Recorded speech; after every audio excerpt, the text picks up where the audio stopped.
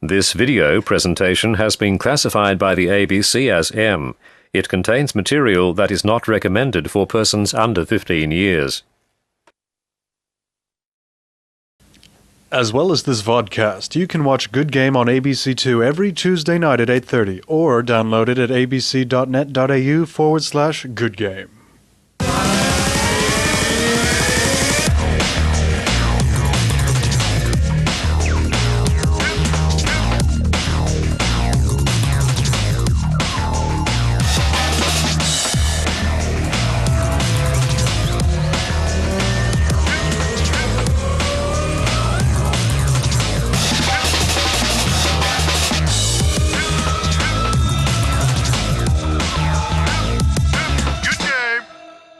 Hello and welcome to Good Game, the show for gamers. By gamers, I'm Barjo. And I'm Junglist. It's been 6 years in the making, but finally Stalker has hit our shores. Help!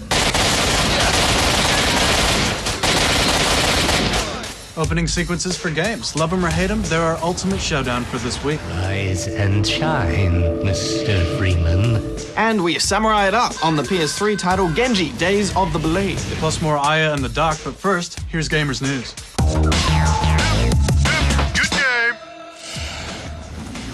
The Namco Bandai arcade game Tekken 6 will be the first game to use the PlayStation 3 technology outside the console itself. The Cell processor was developed jointly by Sony, Toshiba and IBM with the intention of it being able to be used for a variety of purposes, including medical and military applications. There's no release date yet available for the Tekken 6 arcade game, but it will be a worldwide release. As predicted by Good Game at the end of last year, Harmonix, makers of Guitar Hero, MTV, and Electronic Arts, have announced Rock Band, where players take on the roles of the band members, guitarists, drummer, and of course the lead singer. Music publishers are coming to the party by allowing the game's developers access to master recordings of some of the biggest selling songs of all time. Expect to see Rock Band at Christmas time. A report from the University of Bolton in the UK has found that massively multiplayer online role-playing games may not be as addictive as previously believed. The study found that levels of video game addiction could be as much as 10% lower than earlier studies. The report author, Dr. John Charlton, thinks the difference may be in how gamers were classified using symptoms that are used to diagnose gambling addicts, and that this was wrong. However, it's not all good news. 40% of those in the study said their social life was suffering from playing games, while 30% recognised gaming affected their ability to work, and half of the gamers confessed to being sleep deprived. Good game! Okay, gamers, here's the retro game for this week. It's cool. Very cool.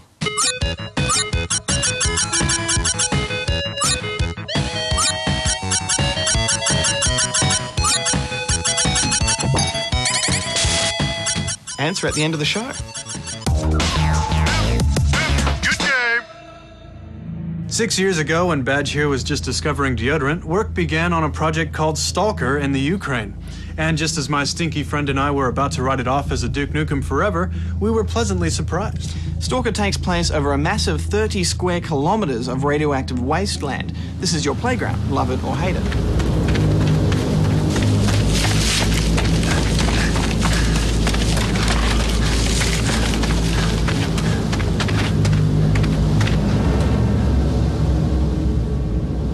The story borrows from the 1979 movie Stalker. You wake up in a pile of corpses and get rescued from a truck wreck, and you have little or no idea of who you are or what to do. This one seems to be alive. What a lucky guy. At least death would have saved him from the dreams. Your only clue is in your PDA. Kill Strelok. And among all the mutated wildlife and gravitational anomalies lies radioactive artifacts which are of great value to stalkers in the zone. It's up to you to make sense of it all by exploring the land, making nice with certain factions, and of course, shooting a lot of bullets. It's the bandits! Help!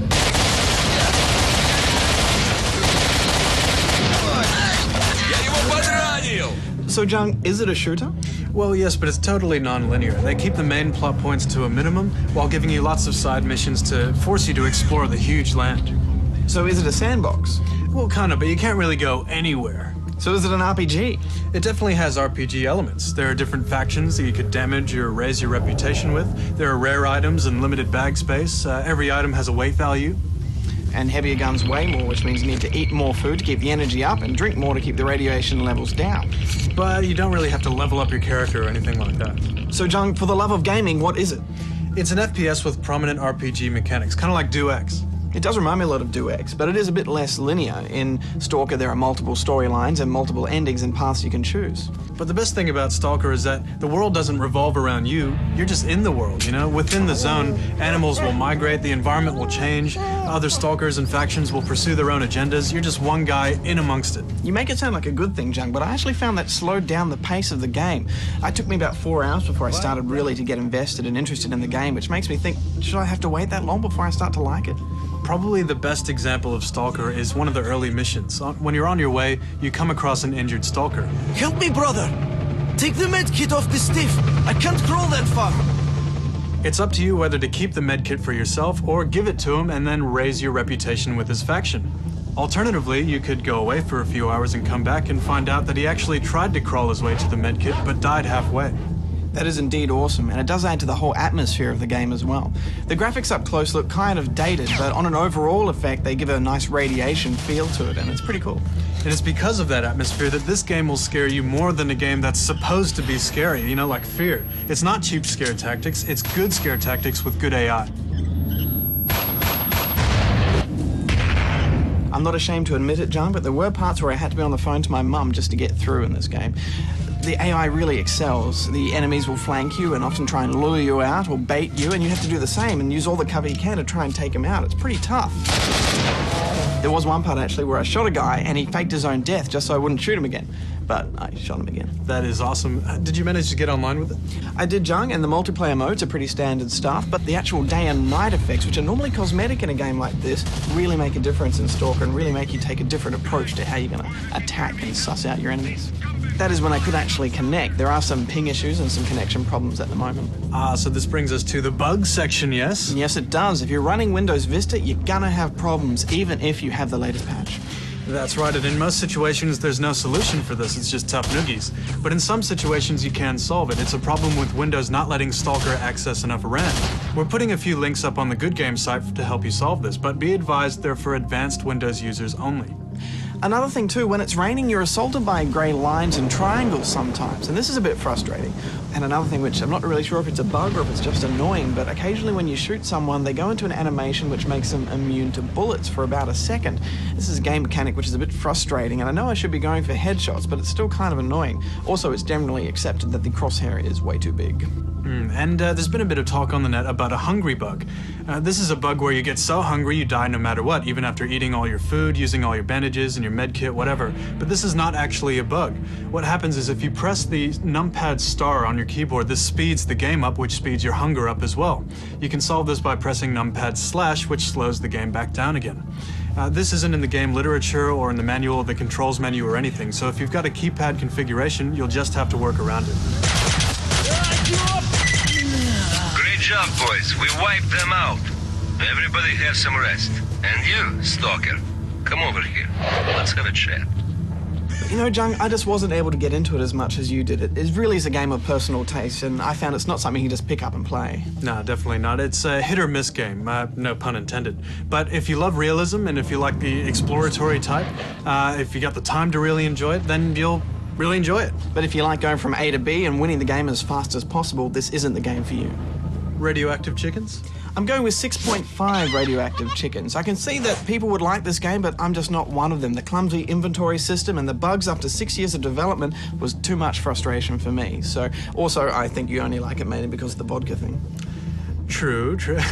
I got right into the world, to be honest, and it scared me, which is pretty hard to do. Even though I've got my minor quibbles with it, I'm still slapping an 8.5 on this sucker. If you're an FPSer with the time to explore, you'll love it. It's massive.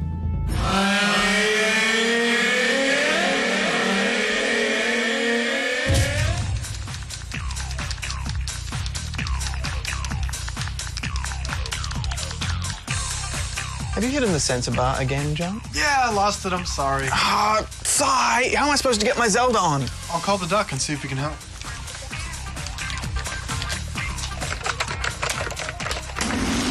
Whoa. Hey guys, what's up? I broke the interwebs. I lost the Wii sensor bar. Here, take these. Put them on the TV.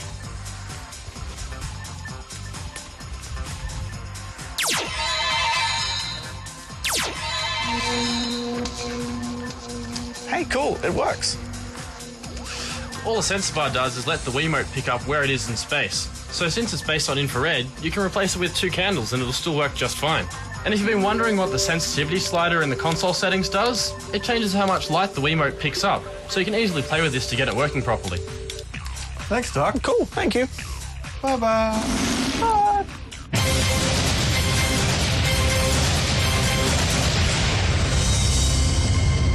Gamers, it's ultimate showdown time where we pit one aspect of gaming versus another to try to determine the winner. This week, it's best opening sequence. That's right, and I'm a fan of them myself, as long as you can skip through them. I think they set up the mood perfectly.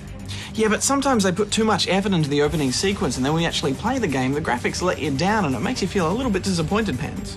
True that. To the forums we go. And this has been a popular one on the forums, with over 70 games getting a mention. Yeah, Axe reckons he had to change his pants after the Battlefield 1942 intro. Matter of fact, every game in the Battlefield franchise got a mention.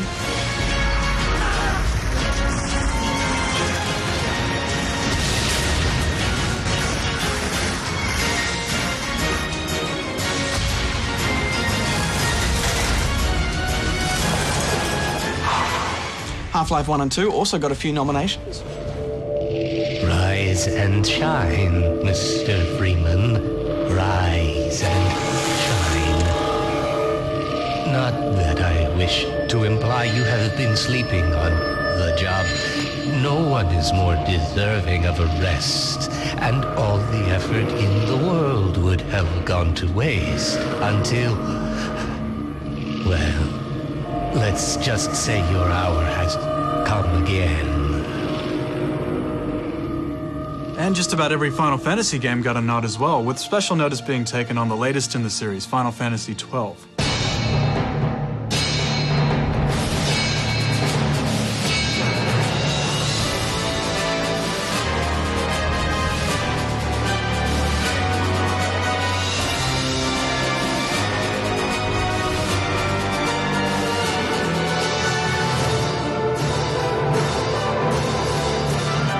Some older games got a mention too, like Donkey Kong 64. Come on, Cranky, take it to the fridge.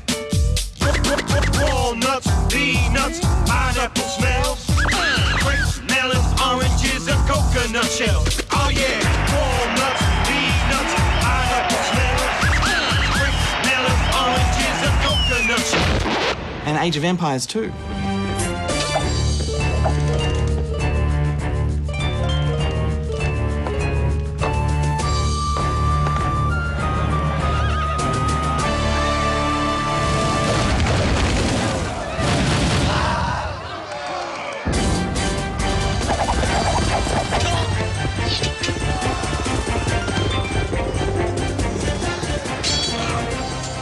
Well, that's my pick right there, Age of Empires 2. World of Warcraft also got lots of praise.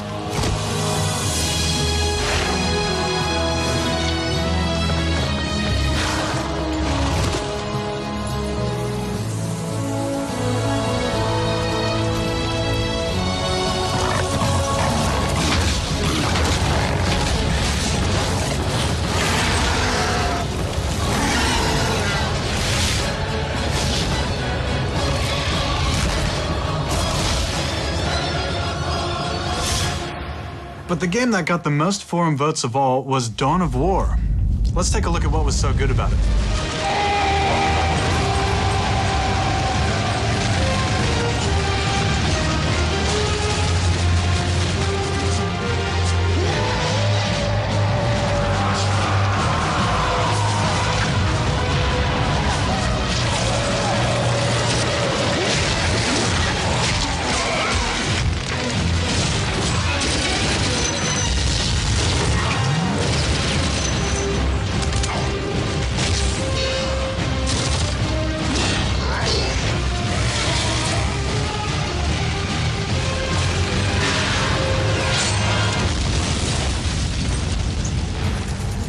Well, I have to say, the chainsaw does it again. Here's a little Barjo tip for any game developers out there. Put a chainsaw in your game and you've got a winner on your hands. Hey, you know there was a chainsaw in that Desperate Housewives game? Oh, really? No. Good game. And this week's review winner is...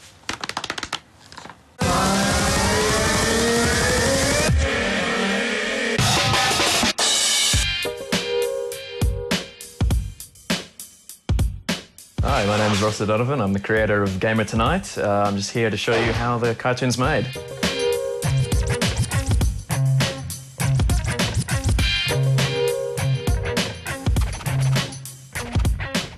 Where it all started for me was definitely on the net, so with websites like newgrounds.com and stuff.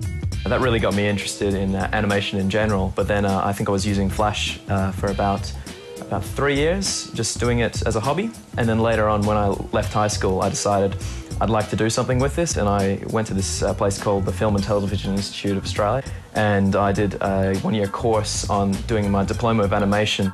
We're on screen over here. We have Shaolin Sausage, which was an animation I developed as a concept for my animation diploma. Everyone was required to pitch their own idea for a cartoon, and my idea got chosen, this Shaolin Sausage one. It's a bit wacky, but anyway, it got chosen and eventually got made into an 11-minute cartoon, so I was pretty happy with that. I made a competition entry for the Win the Beast competition back in season 1, and Good Game contacted me and asked if this season I'd be interested in making a segment using the character Richard Farkas. And I decided to make a talk show that would go into the kind of cultures and genres that are, you know, all about the gaming culture. When it comes to thinking of an idea for each episode, I'll normally try to make fun of things that I have personal experience with. The first one, a retro gamer. I would consider myself a bit of a retro gamer, so therefore I'm probably making fun of myself at the same time. Cheer up, Emo Pops, I'm just messing with you. Then now we've got the World of Warcraft one. That's probably making fun of my World of Warcraft experience. I even played a mage for a while. Yeah, but yeah, no, I'm not making fun of other people, I'm making fun of myself, so don't get offended out there. Most of the animation is all planned out on paper first. Generally, I'll be drawing up the objects and the characters, and I try to get them all like planned out, and then I bring them into Flash and start coloring them in and whatnot. One episode of Gamer Tonight would generally take about a week to make. When the cartoon airs, when you're seeing it, I'm starting the next one. If I was to recommend anyone else getting to animation, I'd definitely say get involved with the film scene in your local community. Don't just think that because you're going to learn to use like animation programs, don't think that you're going to be able to use the program and you'll easily be able to animate. You have to take into consideration the basics of, you know, drawing human anatomy and cartooning on paper. It's all important when it comes down to it. If someone has a problem with the cartoon, I'm happy to hear what their problem is and what they think could improve it. I'll always take it into consideration, and I'm always on the Good Game forums after each episode airs to listen to what people have to say. I'm very open, so just let me know.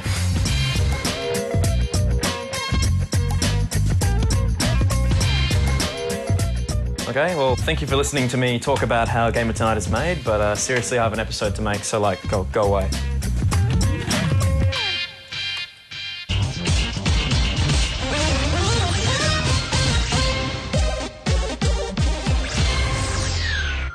Good evening, everyone. My name's Richard Farkas, and welcome to Gamer Tonight.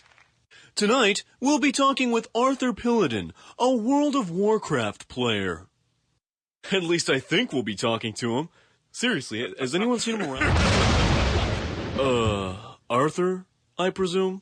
That is but the name I'm referred to by mere mortals of this realm. You may refer to me as the one known as Arthur Stormrain, powerful frost mage, hero of the Alliance, bringer of justice to those in need. Role-playing server, right? Yep. I see. So what attracted you to playing the mage class? Well, for starters, we're very powerful damage dealers. Oh, don't forget your ability to run and hide like a giant wuss. As if, with our powers, we have no need to run from that of the Horde.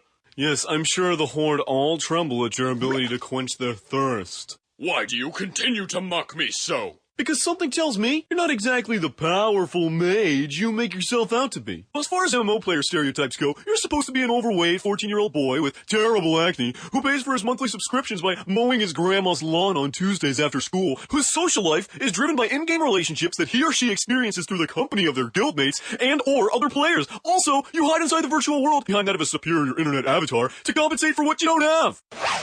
Oh, fiddlesticks, you got me. Damn you, Richard Farkas. I would have gotten away with it, too, if it had not been for your undeniably flawless personality analysis skills. My work here is done.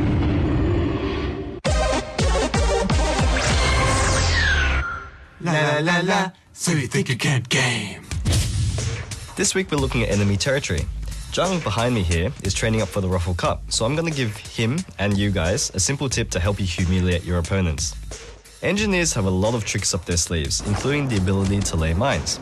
So lay a mine and get a lieutenant or a medic to help you along, and lay an ammo pack or a med pack on top of the mine. Then run away. A noob will come along and go, ooh, free goodies. Step on the mine and boom. So good. Even if the mine is detected, the ammo pack or med pack will obscure the flag marking its location anyway. So try it out on a pub server. Now to this week's challenge.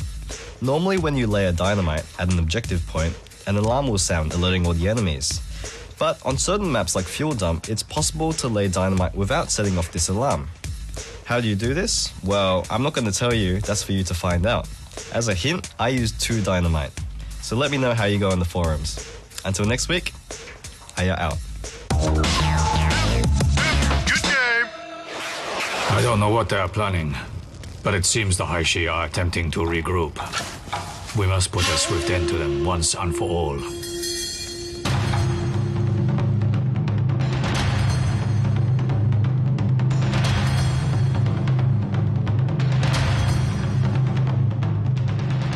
The sequel to the PS2 game, Genji Days of the Blade on the PS3, is a single-player sword-slashing, club-thumping, grapple-throwing, spear-shielding adventure in which you take control over 4 ancient samurai warriors to battle the Heishi clan. They've returned to power with the help of some weird jelly pink crystals in their chests. Now, Jung, I'm no historian, but the look and feel of the level design and characters in this game is actually kind of authentic, and I'm told they're based on actual ancient Japanese samurais around in the 12th century, give or take 100 years.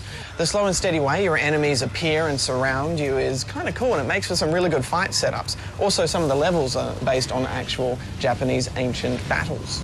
The first of which takes place in an ancient Japanese burning building, which somehow never burns down, no matter how long you take. Many of the physical barriers in the game require you to take a hold of the beefiest of your 4 heroes and use a big stick and hit things with it, and each character has their own play style and weapon sets and combos. Yoshitsune is a very fast and versatile samurai. He's probably the character you're going to want to use throughout the whole game. The beefcake guy is sluggish but hard-hitting. Then you've got the new characters, this strange spear-shielding soldier and the obligatory priestess in tight clothing, of course. Oh, Lady Shizuka. I'm glad you're safe. We must hurry. The Shishin Temple is just ahead. The idea behind the game is that mid-battle you switch between characters and use their special abilities to take out the current foe you're fighting. I found you didn't really need to do this. You can just stick with the same one, but you need to switch when a particular obstacle or puzzle comes up that requires their unique ability. Or if you got low health. Ah, true. There is an astral plane you can take your character to as well, and everything goes very leavy and kind of slows down. You can do all these little mini games to take out your foes in a more efficient way. Look, I think Genji had a lot of potential, you know, but there's a lot of flaws in the game that are very visible, especially after playing the awesome fest that was God of War 2 on the PS2. I really went into Genji with high hopes. The crazy, awesome music and the costumes and the way it all felt was really authentic. But there are a lot of repetitive moments in the game, and also the camera angles are really frustrating at times. Yeah, what was with that? I mean, I didn't want to have to look at my mini-map to see where the enemies are, even though they're only a couple of paces away from me. Also, the technique about changing to a different camera angle every time you enter a room, this is a technique to save on hardware resources. But isn't this the PS3? Aren't we beyond these camera tricks? I know, it's meant to be next gen, but also, what are ye olde English accents doing in ye olde Japan?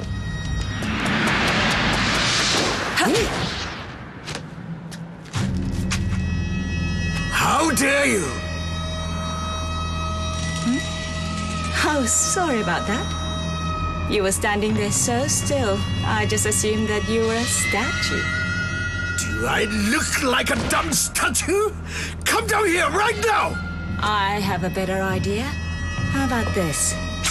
Why don't you come up here? Final thoughts, John? It all feels a bit rushed to me. I mean, it was alluded to in the trailer, it alluded to a bit more than just a button-mashing fest, but that's what it is. It's repetitive, it's got nothing new to offer, it's a bit of fun, but I'm giving it 6 out of 10 teriyaki rubber chickens. Interesting level design and some cool boss fights. Wasn't really enough to get over the frustration factor with me for this one. I really think it had a lot of potential and it could have and should have been better, especially for a PlayStation 3 only release, but I'm going to go with 6 out of 10 as well. I'm going to put God of War 2 back in my PlayStation now and hug it. Stop. So, did you guess the game for this week? It was the classic arcade game Snow Bros. Snow Brothers is a snow-flinging, ball-throwing fiasco in which you, a small snowman-like creature, had to knock your enemies to the bottom of the screen. It also featured some fun bosses and quirky music. Well, sadly, Jung, it's time for us to go. Next week, we've got one of the most lauded and influential game developers from Metal Gear Solid, Hideo Kojima. I wanted to create the ultimate, hide and seek on a 3D level. We review Armed Assault and we join the pro tennis circuit with Virtua Tennis 3.